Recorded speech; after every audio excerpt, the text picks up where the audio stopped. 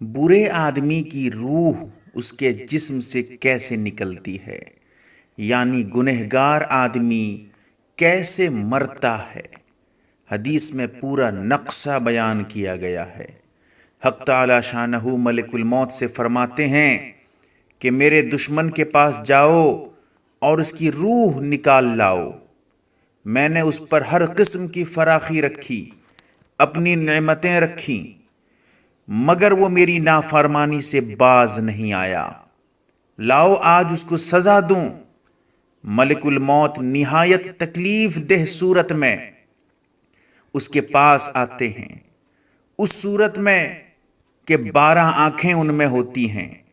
ان کے پاس ایک لوہے کا موٹا سا ڈنڈا جہنم کی آگ کا بنا ہوا ہوتا ہے، جس میں کانٹے ہوتے ہیں۔ ان کے ساتھ 500 فرشتے، جن کے ساتھ تانبے کا ایک ٹکڑا بھی ہوتا ہے، اور ہاتھوں میں جہنم کی آگ کے بڑے بڑے انگارے اور آگ کے کوڑے ہوتے ہیں جو دہکتے ہوئے ہوتے ہیں۔ ملک الموت آتے ہی وہ موٹا سا ڈنڈا اس پر مارتے ہیں، جس کے کانٹے اس کے ہر رگ و پے پہ گھس جاتے ہیں۔ پھر وہ اس کو کھینچتے ہیں اور باقی فرشتے ان کوڑوں سے ان کے منہ اور سرین کو مارنا شروع کر دیتے ہیں، جس سے وہ مردہ غش کھانے لگتا ہے۔ وہ اس کی روح کو پاؤں کی انگلیوں سے نکال کر ایڑی میں روک دیتے ہیں اور پٹائی کرتے رہتے ہیں، پھر ایڑی سے نکال کر گھٹنوں میں، پھر وہاں سے نکال کر اور جگہ میں، تاکہ دیر تک تکلیف پہنچائی جا سکے۔ پیٹ میں روک دیتے ہیں، وہاں سے کھینچ کر سینے میں روک دیتے ہیں۔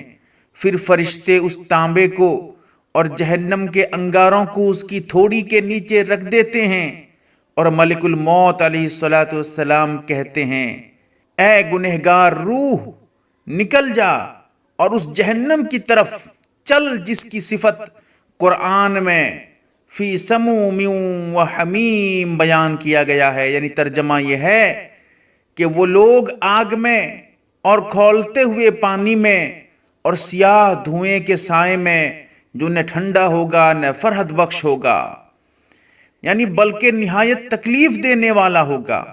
پھر جب اس کی روح بدن سے رخصت ہوتی ہے تو وہ بدن سے کہتی ہے، تو مجھے اللہ کی نافرمانی میں جلدی سے لے جاتا تھا اور اس کی اطاعت میں سستی کرتا تھا، تو خود بھی ہلاک ہوا اور مجھے بھی ہلاک کیا۔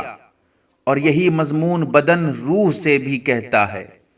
اور زمین کے وہ حصے جن پر اللہ تعالیٰ کے گناہ کیا کرتا تھا، اس پر لعنت کرنے لگتے ہیں، اور شیطان کے لشکر دوڑتے ہوئے اپنے سردار ابلیس کے پاس جا کر خوشخبری سناتے ہیں کہ ایک آدمی کو جہنم تک پہنچا دیا۔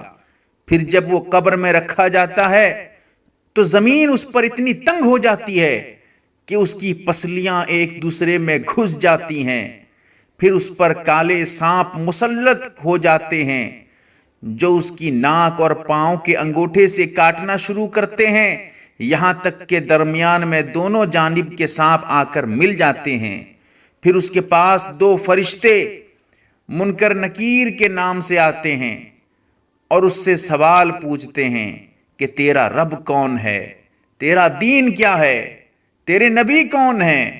وہ ہر سوال کے جواب میں لا علمی ظاہر کرتا ہے، اور اس کا جواب سن کر اس لوہے کے ڈنڈے سے اس قدر زور سے مارتے ہیں کہ اس کی چنگاریاں قبر میں پھیل جاتی ہیں۔ اس کے بعد اس کو کہتے ہیں کہ اوپر دیکھ۔ وہ اوپر کی جانب جنت کا دروازہ کھلا ہوا دیکھتا ہے، اس کی باغ و بہار، وہاں کے مناظر نظر آتے ہیں۔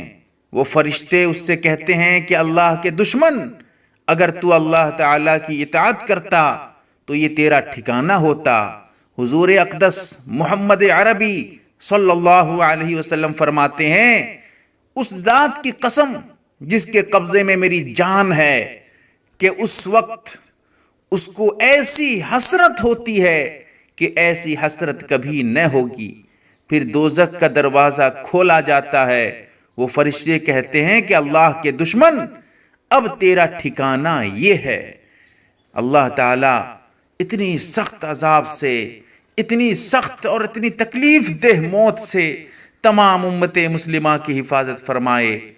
میرے بھائیوں، میرے دوستوں، میرے بزرگوں، وقت سے پہلے، موت سے پہلے ایسے اعمال کریں کہ جس سے موت آسانی سے ہو جائے، موت کے بعد تکلیف سے ہم بچ سکیں۔ انشاءاللہ آئندہ ویڈیو میں آپ کے سامنے وہ حدیث بیان کروں گا کہ جس سے پتہ چلے گا کہ دیندار آدمی کی موت کیسے ہوتی ہے۔ اللہ تعالی ہمیں سمجھنے کی توفیق دے، آمین یا رب العالمین۔